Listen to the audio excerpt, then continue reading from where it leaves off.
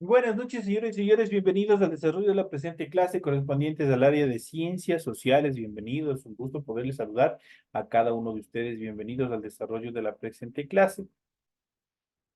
Vamos a iniciar desarrollando la presente clase, obviamente presentando los recursos de aprendizaje de tarea. En este caso, nosotros vamos a ir viendo el documento correspondiente a su tarea. Vamos a ir viendo qué es lo que tienen ustedes programados para la presente semana. En pantalla ustedes pueden observar el formato para recursos de aprendizaje de tarea. Estamos en la asignatura de Ciencias Sociales.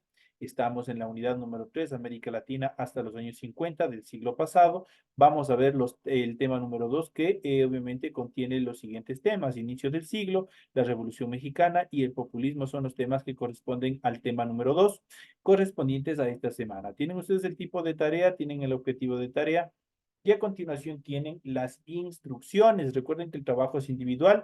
Deben leer el compendio de la unidad 3, tema número 2. Pueden ampliar su información sobre el mismo tema con otras bibliografías, de ser necesario. ¿Qué es lo que tienen que hacer como actividades? Dice, responda a las siguientes preguntas. Menciona qué es el populismo. Tienen que determinar en qué consiste la conceptualización del populismo.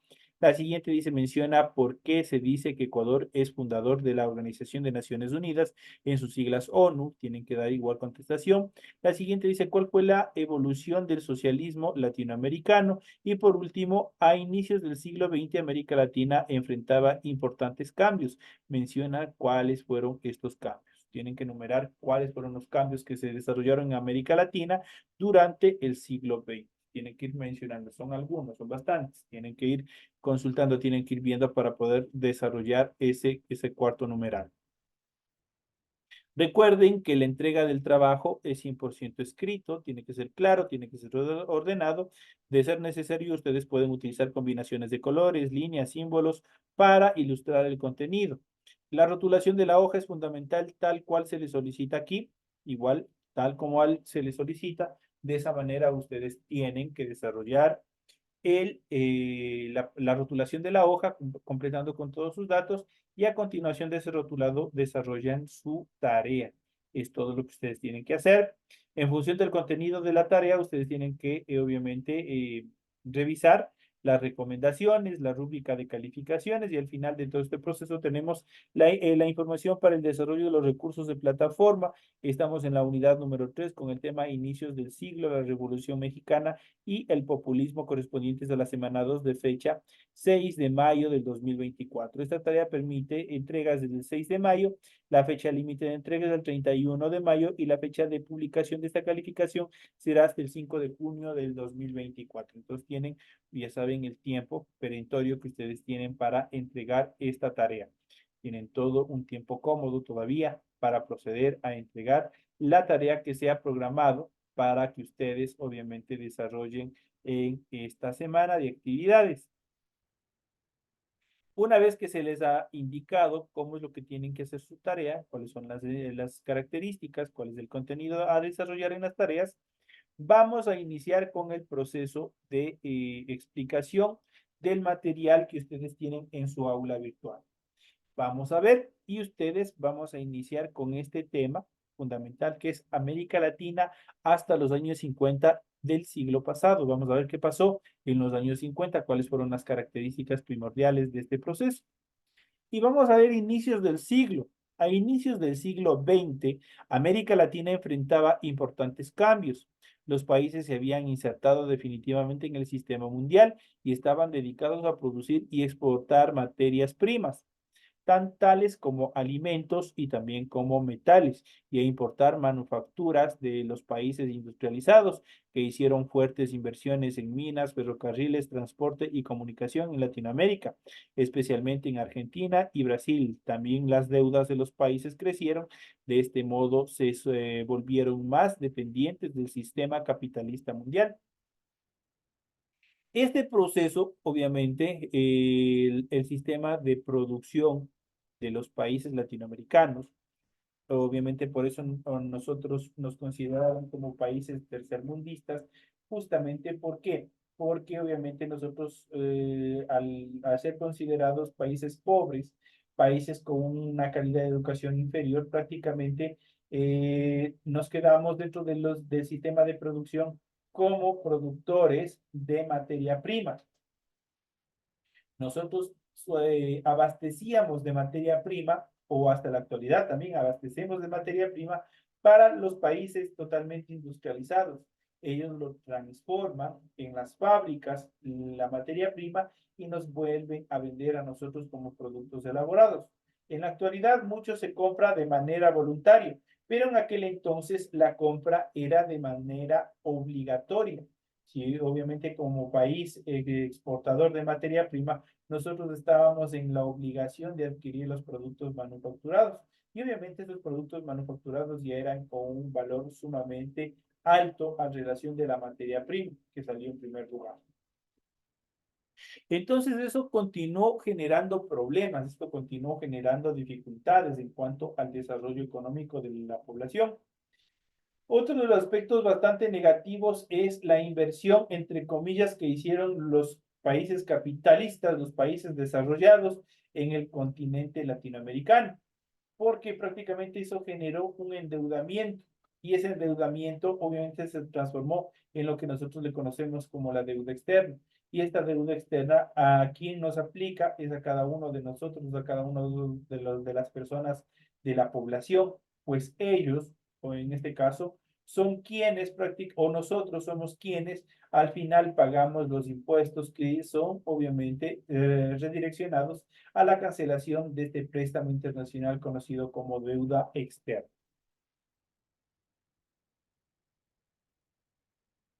Estados Unidos continuó su política panamericanista y consolidó su influencia en el continente, en este caso en todo el continente.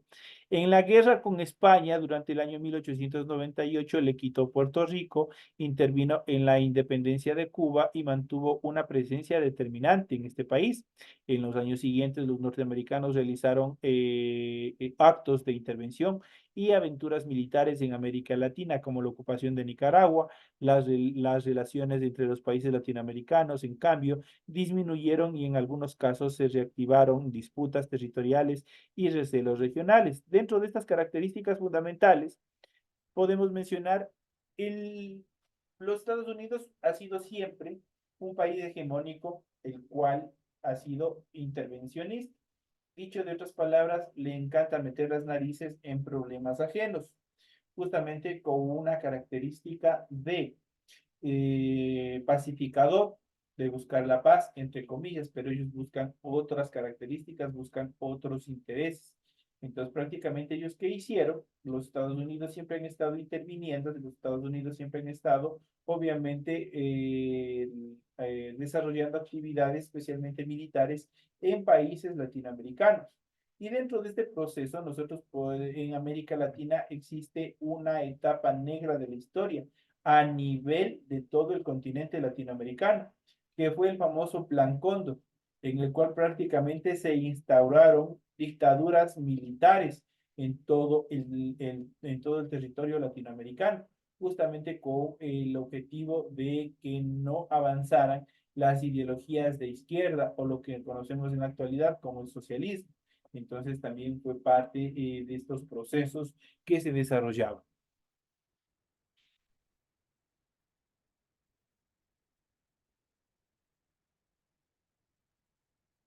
Y como ellos, nosotros podemos ver, por ejemplo, la ocupación que tuvo con Nicaragua, podemos ver la ocupación que también desarrolló en Chile con un presidente dictatorial militar como fue Augusto Pinochet, que prácticamente desarrolló una serie de actividades y una serie de crímenes de lesa humanidad en contra de su propia población.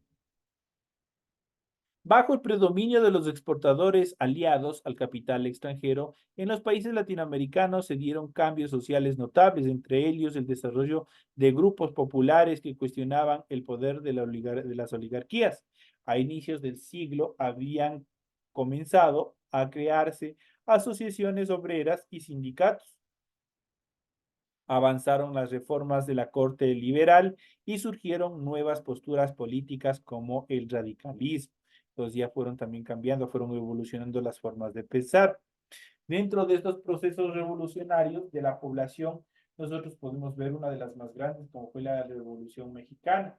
Y vamos a ver cuáles son las características fundamentales de este proceso, que también fue parte de un proceso negativo, de un proceso oscuro y sangriento también para la población latinoamericana, pero que al final a nosotros nos legaron o nos dejaron como herencia es la estructura jurídica de protección de los trabajadores y determinadas libertades que nosotros tenemos en la actualidad. Luego de la larga dictadura de Porfirio Díaz, en la segunda y tercera década del siglo XX, se dio un México, un proceso de movilización social en el que los campesinos se levantaron en reclamos por tierras y reformas políticas y sociales.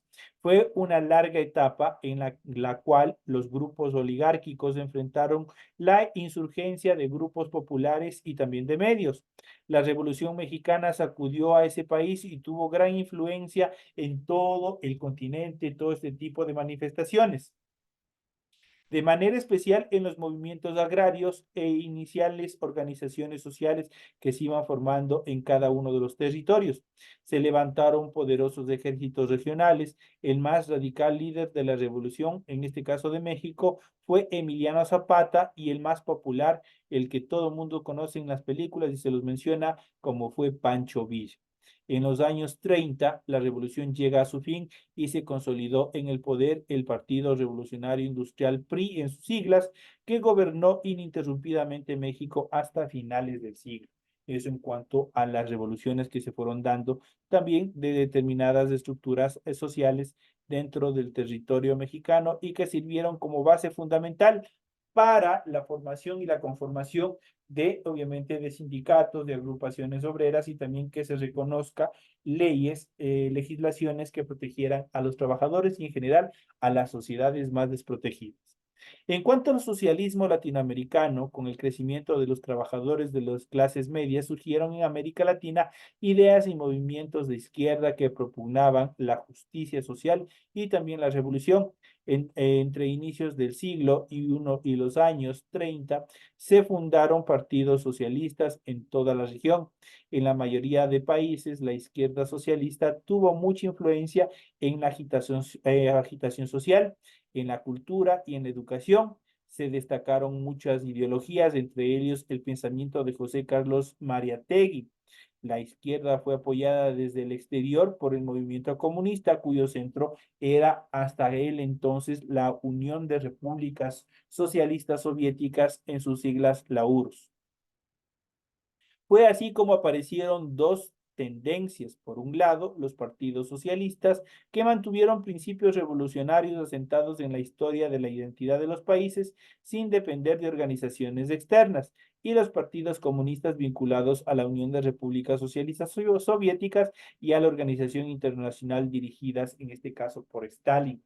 Entonces ya se transformó no solamente en una guerra local, sino también con tintes ya internacionales, pues había apoyo desde el exterior, justamente desde países socialistas, a la conformación de diferentes agrupaciones con tendencia socialista acá en América Latina. En cuanto al proceso de industrialización del continente americano, vamos a ver, pues esta fue también una etapa bastante importante. En cuanto al desarrollo económico que se dio en la región, en cada uno de los países, recordando que desde el inicio, los países poderosamente económicos latinoamericanos, dentro de este contexto, fue Argentina y fue Brasil. Son los países que, obviamente, por su territorio y por sus características, desarrollaron una serie de actividades que les, obviamente, desempinaron o generaron crecimientos importantes en cuanto al desarrollo de su capital, de sus riquezas. En este sentido, los cambios económicos y el crecimiento de la población crearon en América Latina la necesidad de producir en los propios países ciertos bienes de consumo amplio. Aparecieron fábricas de textiles y de alimentos. La crisis de 1929 impactó en la economía latinoamericana y redujo la demanda de sus exportaciones, pero al mismo tiempo dio la oportunidad para que se crearan centros de producción de bienes manufacturados en cada una de las regiones. Con la Segunda Guerra Mundial, los países europeos y Estados Unidos exportaron solo una parte limitada de su producción. Así se desarrolló la producción local de manufacturas, implementos metálicos, telas, vestidos, entre otros productos que se iban produciendo ya de manera local. De este modo, la industrialización se extendió en varios países, especialmente en Argentina, Brasil y Colombia. Se aplicó lo que se llama modelo económico de sustitución de importaciones. Los países con apoyo de los gobiernos priorizaban la producción de manufacturas para los mercados nacionales en vez de importarlas de otros estados, especialmente de Estados Unidos o también de Europa. A esta tendencia se le denominó desarrollismo. Con el crecimiento de la industria manufacturera aumentaron también los trabajadores industriales. Ellos junto a los ferrocarriles y otros servicios públicos formaron un gran grupo social muy dinámico. La moderna clase obrera latinoamericana, menos numerosa que otros trabajadores como los campesinos, logró gran influencia debido a su estructura organizacional que tuvieron. Estaban mucho más organizados, mucho más determinados en las acciones que ellos iban desarrollando. En todos los países surgieron o se robustecieron sindicatos, uniones y organizaciones obreras. Se dieron varias huelgas en reclamo de mejores condiciones de vida y se emitieron leyes de regulación del trabajo y protección de los derechos laborales. Eso fue fundamental. El hecho de estas protestas, el hecho de la formación de todos los sindicatos, eso permitió o estaban dirigidos a qué? A la protección de los derechos del trabajador, a la instauración de nuevas reformas que les permitieran el aseguramiento, que les permitieran las horas adecuadas y cómodas, que les permitieran beneficios de ley y otras estructuras, obviamente, que benefician al trabajador en general. Ese fue el objetivo fundamental de los sindicatos obreros que se iban formando en cada una de las regiones y sobre todo la representación que tuvieron los trabajadores en función de, en caso de que hubiera algún problema en cuanto a a los complejos industriales donde ellos trabajaban, especialmente con los patronos. Entonces siempre estuvieron pendientes del bienestar del trabajador en general. Ese fue el objetivo primordial de la formación de las organizaciones sociales. Recordemos que las organizaciones sociales, las organizaciones obreras campesinas y todas las organizaciones y sindicatos siempre están o tienen una tendencia con un pensamiento de izquierda, con un pensamiento socialista. Obviamente son la prole que se conocía en Europa justamente en el proceso de desarrollo industrial. Entonces acá se aplicó de la misma manera, pero obviamente también se generaron determinados beneficios que hasta la actualidad gozamos como trabajadores. Un aspecto fundamental dentro de la historia del Ecuador y también, por qué no decirlo, a nivel del mundo, es la conformación de la Organización de Naciones Unidas. ¿Quién no ha escuchado la ONU? ¿Qué es la ONU? ¿Cuál es la función de la ONU?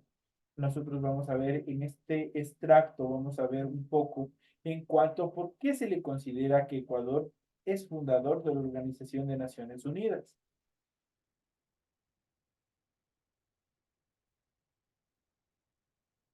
Dentro de estas características, nosotros vamos a ver los datos más preponderantes en función de la fundación de esta importante organización que desde sus inicios ha buscado siempre buscar la paz y la solución pacífica a diferentes conflictos que se generen entre estados a nivel global, obviamente los países miembros, los países que se han incorporado a este proceso de pacificación.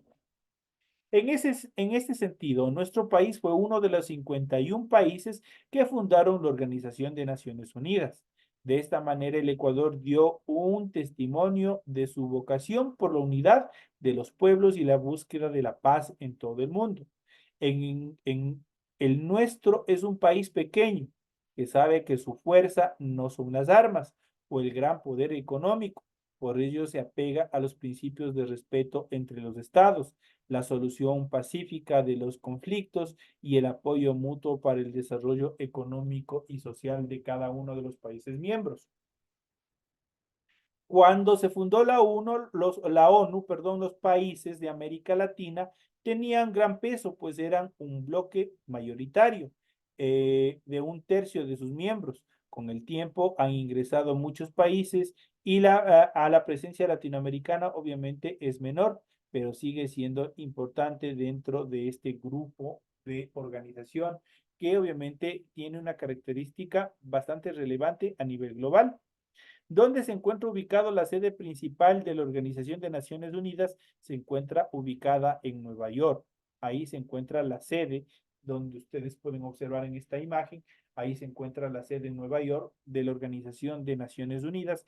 Desde ahí se gestiona cuando obviamente existe alguna dificultad, algún problema en función de conflictos internacionales de países, obviamente, que se sujeten a este proceso de pacificación para resolver sus conflictos de manera pacífica.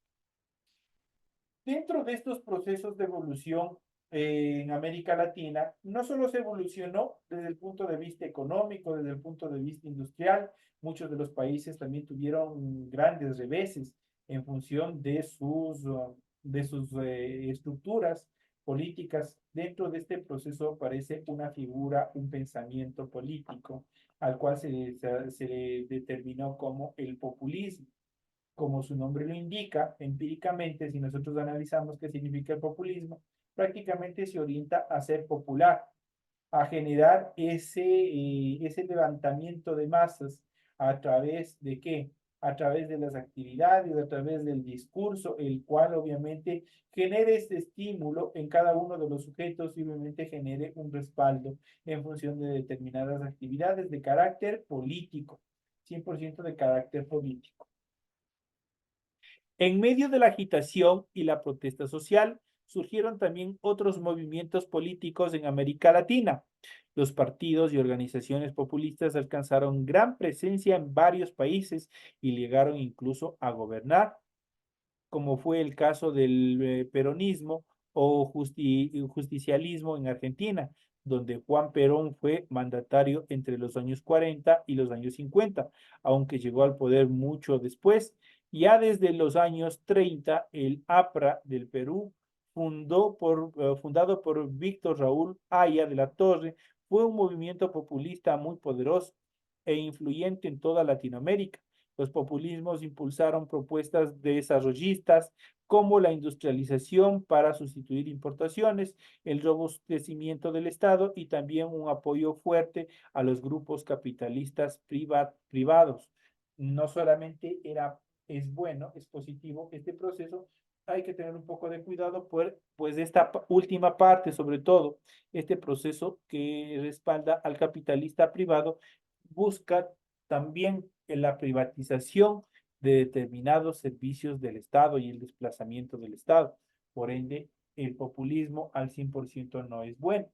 Y dentro de estas características, nosotros vamos a ver en este último tema, vamos a ver qué es el populismo, dónde ha surgido, cuál es un poco de historia en función de este pensamiento o de esta tendencia política. Y vamos a ver el populismo desde diferentes ángulos, de diferentes teorías en función de la aplicación para el desarrollo de los pueblos. En este contexto, nosotros vamos a ver el populismo y vamos a ver el concepto exacto de qué es populismo. Vamos a ver qué es el populismo. El populismo es una forma de gobierno con un fuerte liderazgo de un sujeto carismático, con propuestas de igualdad social, movilización popular. Es importante señalar la simplificación dicotómica y el claro predominio de los argumentos emocionales sobre los racionales. ¿Qué es lo que implica esto? Que a través del discurso, a través del manejo adecuado del idioma y obviamente el poder de la disertación hacen que obviamente la población en general se estimule y obviamente se sobreexalte, lleve a un éxtasis tal que obviamente la población entera tenga que respaldar o a tal o cual persona que se apega o se respalda justamente en este proceso político como es el populismo. El término populismo se usa en muchos casos de forma peyorativa. En sí mismo no implica que el régimen pertenezca a la derecha o a la izquierda, sino que describe otros aspectos como la falta de planificación económica. Los gobiernos populistas pueden tener proyectos políticos de cualquier índole. Cuando los gobiernos latinoamericanos toman medidas sociales destinadas a ganarse la simpatía de la población en general.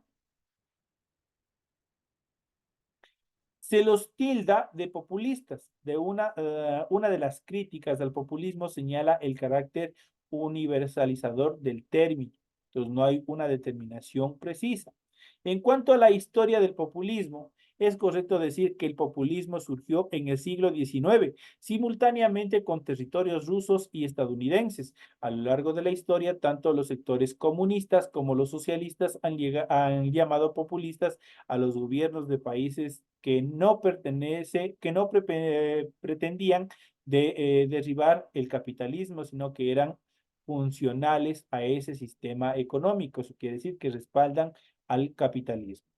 Algunas prácticas usuales del populismo tienen que ver con sostener una actitud crítica hacia los Estados Unidos y también con planificar la economía bajo el modelo keynesiano. Estos gobiernos también han pretendido que los sectores populares detenten la totalidad del proceso como una cara enemiga de las clases cómodas que tienen intereses opuestos a la clase trabajadora. Los regímenes populistas han fomentado la cultura autóctona para rechazar el imperialismo, sin necesariamente reforzar el nacionalismo. Algunos ejemplos de estos regímenes fueron el agrarismo mexicano, el populismo estadounidense, los carbonarios italianos y el cantonalismo español. Esos son parte de los sectores y de los movimientos, obviamente, que se han respaldado en este proceso que es el populismo. Si bien los gobiernos de estas características han intentado mantener relaciones frías con los Estados Unidos, en ese país también han existido presidentes que implementaron prácticas populistas, como por ejemplo Roosevelt y Kennedy. En algunos diarios españoles se ha llegado a tildar a Obama también de populista, pero este calificativo resultó controversial en cuanto a las acciones que desarrollaba Obama. En cuanto a los ejemplos del populismo en Latinoamérica, vamos a ver cuáles fueron los más preponderantes ejemplos que se dieron en todo el territorio latinoamericano, en los cuales obviamente se aplicó este sistema político del populismo. Dentro de ellos podemos analizar, por ejemplo, el caso de Venezuela, la presidencia de Carlos Andrés Pérez entre los años 1989 y 1993, el caso de Hugo Chávez durante el año 1999-2013 y finalmente el de Nicolás Maduro desde el año 2013 hasta nuestros días. En nuestro país, en Ecuador, los presidentes José María Velasco Ibarra fue un populista, fue un orador bastante impulsivo, bastante interesante. Y obviamente eso, a través de sus discursos, obviamente motivó a las masas y obviamente les determinó su respaldo en sus múltiples gobiernos y también podemos mencionar a Rafael Correa a partir del año 2007. En el caso de Bolivia, tenemos al presidente Evo Morales desde los años 2006 en adelante. En Brasil, tres presidencias populistas como el de Vargas en sus múltiples gobiernos, Lula desde el año 2002 hasta el 2006 y Dilma Rousseff desde el año 2011. Esos son los gobiernos populistas de Brasil. En Chile existe una única presidenta como exponente de este tipo de política, la de Michelle Bachelet. Esa es la que obviamente estuvo determinada en Chile. En Argentina, varios analistas han caracterizado como populistas a los gobiernos de Perón y recientemente al gobierno de Néstor y Cristina Fernández de Kirchner. En Costa Rica, Podemos ver la presidencia de Rafael Ángel Calderón Guardia entre los años 1940 a 1944. En Puerto Rico hubo una sola presidencia populista, la de Luis Muñoz Marín entre los años 1949 y 1965. Y por último, la de México, tenemos el gobierno de Lázaro Cárdenas entre los años 1934 y 1940. Esos son los ejemplos de gobiernos populistas en toda la región latinoamericana. Dentro de estas características también vamos a ver en esta segunda etapa y última, vamos a ver el populismo ruso, cómo se desarrolló, porque obviamente este tipo de pensamientos no solamente se aplicó en Latinoamérica, sino obviamente este nació en otras latitudes y vamos a ver directamente sobre el populismo en Rusia. En Rusia el populismo fue una doctrina y una estructura ideológica producto de una generación de jóvenes intelectuales que criticaron las condiciones sociales, económicas y políticas nacionales a mediados del siglo XIX. El populismo era considerado un pensamiento radical, por lo que muchos jóvenes no pasaban de la acción de teorizar el compromiso político. Entre las repercusiones que podía tener el profesar el pensamiento populista, encontramos la persecución, los secuestros y también los asesinatos. En ese contexto, Herzen es considerado el padre de este sistema. Prácticamente donde se origina, obviamente es en Rusia el populismo y el padre de todo este sistema populista justamente es Herzen, ya que se oponía firmemente al desarrollo burgués y anhelaba que la transición al socialismo se lograra sin pasar primero por el capitalismo. Esa fue una de las tendencias fundamentales. El populismo ruso le devolvió al pueblo la fe en que podían intervenir en su devenir, y al ser un sector ideológico amplio y permitirse abarcar muchas posiciones de naturaleza diferente, consiguió muchos adeptos. Henser, dentro de la doctrina populista clásica, explicaba la necesidad de una revolución de tipo económico porque uno del tipo político no podía resolver la totalidad de las condiciones en esa nación. Esa fue una de las bases fundamentales. Y finalmente podemos hacer una división cronológica del populismo, obviamente dentro de Rusia. Tenemos la etapa radical, tenemos la etapa anarquista y tenemos la etapa liberal. En relación a la etapa radical, es la primera etapa que va desde el año 1850 a 1870. Aquí se gesta todo el aparato teórico e ideológico, pero no se llega a la acción, simplemente se quedó en teoría, simplemente se quedó en conceptualizaciones. Pero para la etapa anarquista, en esta segunda etapa, que dura una década y va desde el año 1860 a 1870, se produce un acercamiento de los intelectuales al campesinado con el fin de educarlos y prepararlos teóricamente para la acción. Y por último, en la etapa liberal, en la tercera etapa, que va desde los años 1880 a 1900, el populismo ruso intenta adecuarse a la capitalización de la economía. El pueblo deja de reconocer a esa idea como doctrinaria liberadora y adopta en su lugar el marxismo. Entonces, prácticamente del populismo nace y se da origen, obviamente no aceptado por el pueblo ruso, da origen al marxismo, que obviamente sería en su contexto completo el origen del socialismo que nosotros tenemos hasta la actualidad.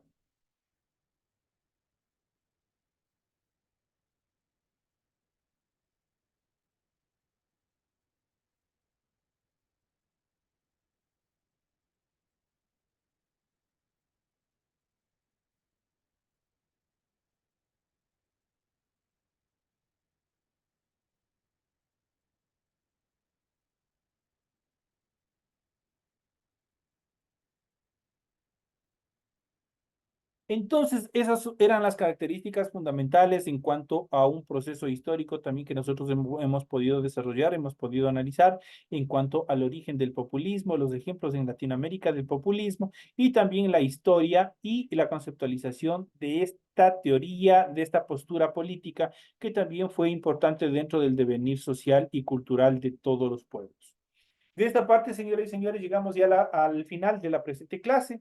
Les deseo suerte en todas las actividades que ustedes tienen programadas para esta semana. Ustedes ya tienen en su plataforma activadas las tareas. Sigan cumpliendo a cabalidad. Nos estaremos viendo hasta la próxima clase. Señoras y señores, una feliz noche.